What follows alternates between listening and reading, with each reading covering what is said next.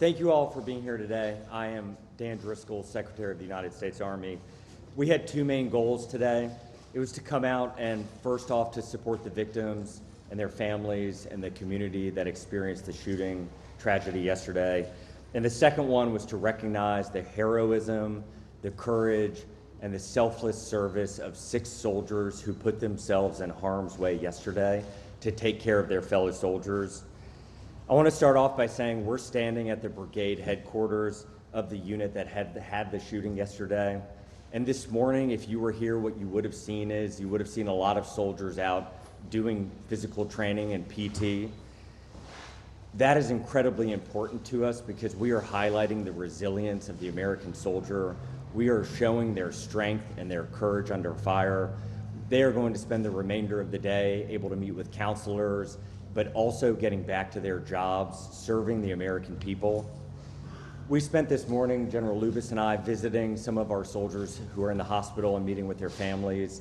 We talked to doctors, and one of the things that I can say unequivocally is that the fast action of these soldiers under stress and under trauma and under fire absolutely saved lives from being lost. On behalf of President Trump, Vice President Vance, Secretary Hegseth, they wanted me to tell these soldiers, their family, and this community that the entire federal government stands by and stands ready to care for these soldiers and their family. One of the more important things we were able to do this morning, though, is to recognize the heroism of these 6 soldiers. One of the soldiers tackled the person, so just think about this. They were unarmed and ran at and tackled an armed person who they knew was actively shooting their buddies, their colleagues, their fellow soldiers. Another soldier jumped on top of the person to subdue them until federal law enforcement was able to arrive. The other soldiers immediately, using their training that they had developed over years and years, started to take care of mass casualties. The hospital they took them to in March had just run a mass casualty exercise for a moment just like this. The Army does not want these moments to happen, but it stands ready when necessary to act and care for those when it does. The Army this year is 250 years old. That is 1 year older than this nation itself. These American soldiers highlight exactly what the Army has meant to this country. It has been there in some of the most traumatic moments of this nation's history, and it has been resilient, stood strong, and acted on behalf of American citizens. I just want to thank this community. It is absolutely unbelievable to me the speed with which law enforcement officers showed up, paramedics showed up. We had so many people showing up within the first hour that we actually had to stage some of them away. We are so grateful for this community and all that it does for our soldiers and their families. The investigation is ongoing. I imagine a lot of the questions we'll take will be related to that. We will not be able to answer some of those questions, but we are going to do a deep, hard investigation. The findings will be transparent. They will be released to the American public. We commit to you that anything we discover during the investigation that can make this base and other bases like it safer, we will act on as quickly as possible. Now I'm happy to take questions. Standing beside me, I have General Lubis, the Division Commander, and Special Agent O'Connor from Criminal Investigation Division. So let's kick off with some questions. Mr. Secretary, Robert Trump. Hey, Robin. Hi. Will there be any efforts by the DOD to harden the entrances to installations to look for things like personal weapons coming in and out of base? We are constantly looking at our security protocols on all of our bases, both in CONUS and around the world. We absolutely will want to learn from this investigation. We do not want something like this to ever happen again on an Army base. And so if there are things we can do to improve safety, we will take those steps.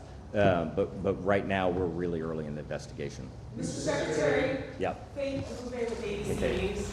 Thanks for being here. How did the suspect get a gun, his personal gun, past security onto the base into his workplace? Faith, as I just remarked to your colleague, we are still early in the investigation. The shooting happened yesterday. CID, I can have him come up and tell you what we've learned so far. Our commitment is what we learn will be disclosed. It will be transparent. Justice will be brought on behalf of these victims and the community that was harmed. Hey, good morning. As the Secretary mentioned, this is still an active investigation. We are still processing the scene with all the resources and capabilities that the Army's Criminal Investigation Division has to offer, which is immense. We have surged people from this entire region. In light of the fact that we're still processing, I'm going to have to defer that question for now. Is it normal to have a personal gun on base here? No, that would be a violation. And next question. Mr. Secretary, Ryan Young from CNN. Hey, Ryan. How you doing? You got a chance to meet with the families, and obviously we won't have that chance. You got a chance to meet with them, talk to them. You seem very proud of how everyone reacted. Can you tell us what that was like, meeting the families? What state are they in right now? Share with the public who's concerned about these folks who obviously didn't deserve to be shot. Ryan, it was heartbreaking sitting in there and seeing their soldier, their daughter sitting behind them, struggling. Our hearts broke with them. We tried to hug them. We tried to convey from the President and the Vice President and the Secretary of Defense that our entire nation mourns with them. We stand behind them. It has been only a couple of hours for them. I think they are still processing through it. But what we wanted to convey is we will be here with them every single step of the way. The United States Army is committing every resource we need to get these soldiers back into their formations as quickly as we possibly can. And then one of the things that we had said at the meeting earlier with the soldiers from this unit is, General Lubis and I were reflecting on this in the car ride. These kind of moments, especially if you've deployed, you've gotten to see them more frequently, the trauma from them often doesn't hit for weeks or months on it. Like it doesn't come as quickly as you might think. And so what we try to encourage for all of our soldiers is to speak up, lean on each other, lean on your leadership, and we will provide the resources, the care, and the love that they need to recover. General, can you take that as well too, real quick, just about what it was like to meet with families as well? Yes, sir. Thank you for the question. It's heartbreaking. It's painful to see them struggling with a wounded family member. They expressed that they were incredibly proud of their soldier, as we are, and they asked for prayer. So we appreciate all the prayers that have been sent our way, and we would ask you to keep them coming. Thank you. General Lewis, Priya Streamer with question. NBC Yeah, News. Scott Leonard with CBS News here. Quick question for you. Can you describe the condition of those who were injured? I know that there might have been some updates. I know generally you Yeah. said yesterday they're expected to be okay, but just nature of the injuries, life. Yes, sir. Thank you. Of the 5 wounded soldiers, 3 were released yesterday, which is amazing considering the circumstances and the ranges at which they were engaged. 1 soldier remains as an inpatient here at Wynn Army, right here on Fort Stewart. She's doing very well and high spirits. Of course, she's got a little bit of a road to recovery. We're hopeful she may be released as early as this weekend, but that will just depend on how things heal up over the next couple days. And we have 1 soldier that remains at Savannah Memorial Community Hospital, who I visited with the secretary this morning. She's got a little bit longer road to recovery. The doctors are very positive, but I think it's going to take her a bit longer to recover, but they're very hopeful she's going to make a complete recovery. General Lewis, this is Priya Streamer with NBC News. I know you guys are prepared for scenarios like this when you go to war zones or on combat deployments, but have you gotten an opportunity to speak to some of the soldiers in this unit about how they're processing that this attack occurred from one of their own, and how are you processing that as a leader? Yeah, I think we train for this on the battlefield, and it's a different situation when it happens on an installation with one of your own. So I think over the upcoming days and weeks, as the Secretary said, people are going to process this and work through this at different rates. And we know we've got to keep a very close eye on them. We've got to wrap our arms around them. We've got a great community here, a great response. As you saw from all the folks the Secretary recognized this morning, the support from the local community, just amazing. So we feel that this demonstrates that we trained internally for the worst case scenario, and our doctors and our medics and our soldiers responded exactly as we trained them to do. And now our job is to make sure that we care for them as they work through this. Thank you. And I just want to recognize behind me to the right, these are the 6 soldiers we were able to recognize today. And they, I mean this as sincerely as humanly possible. I and the administration, President Trump, could not be more proud of them. They are everything that is good about this nation. They are the best among us in our country. They are the best among us in the Army. They acted in a way that I think all of us hope we would under fire, but they did. And so we are just so incredibly proud of them. We are so grateful for them. And one of the things we told them and their colleagues is that we will stand with them as long as we need to get them back where they need to be. Russ Bond from the AT, can you all give us a sense going forward, what's going to happen next for the criminal justice process goes? Has the suspect been actually charged yet? And if so, what charges is he facing? The military system works this. It does. Suspect is currently in custody, and we are working through the Military Uniform Code of Military Justice process at this time. Is he going to be transferred to a military detention facility? That is likely. Do you know when or which one? No. You also talked about processing the scene. Can you tell us what's going on today with processing the scene? I imagine you can showcase these pictures. Can you just describe that for all of us? Certainly a tragic scene where our soldiers train, but the processing of a scene would normally encompass digital evidence, forensic evidence, trace evidence, all of those things which our team is currently doing.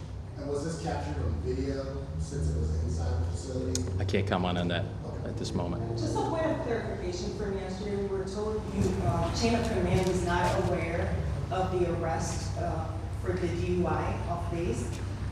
Can you explain if you had been aware of what the procedure would have been? Would he have been disciplined? Would he have been taken out?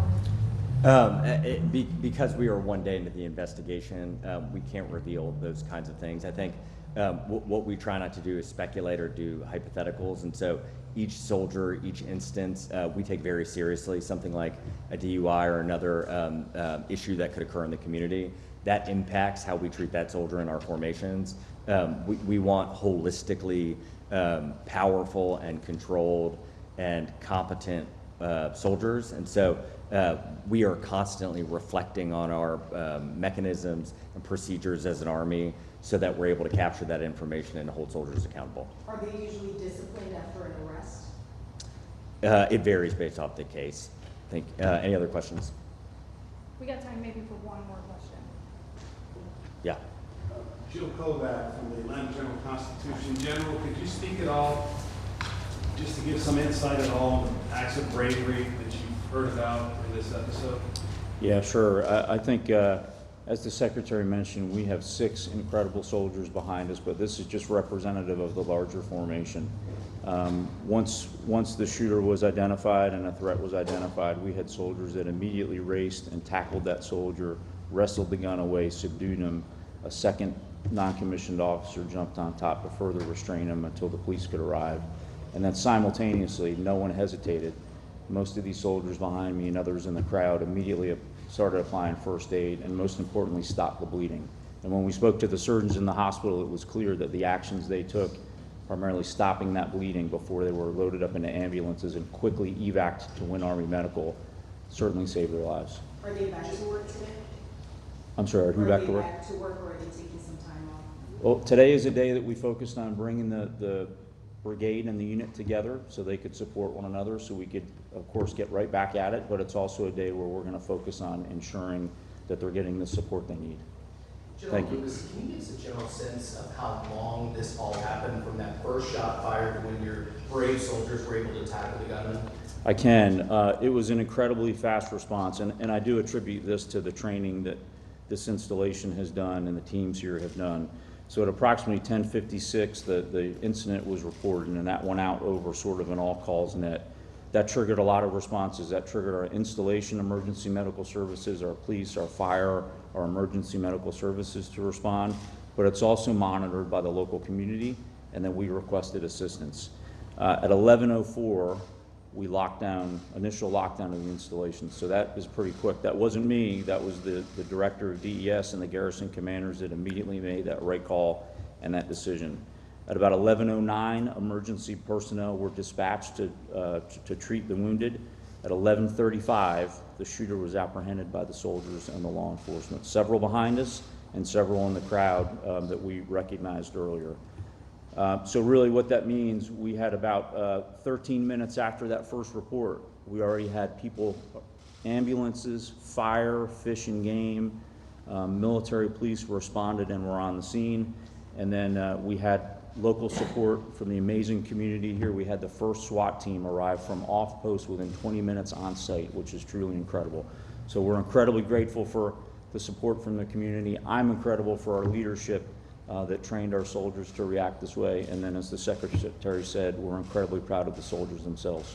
Thank you. Unfortunately, that is all the time that we have. Thank you guys for coming. We're going to stand by. I think we You've been listening to a press conference from Fort Stewart in Georgia following the mass shooting there. 5 people wounded in that. The Army Secretary presented medals along with the commanding general there to 6 soldiers who helped stop this shooting.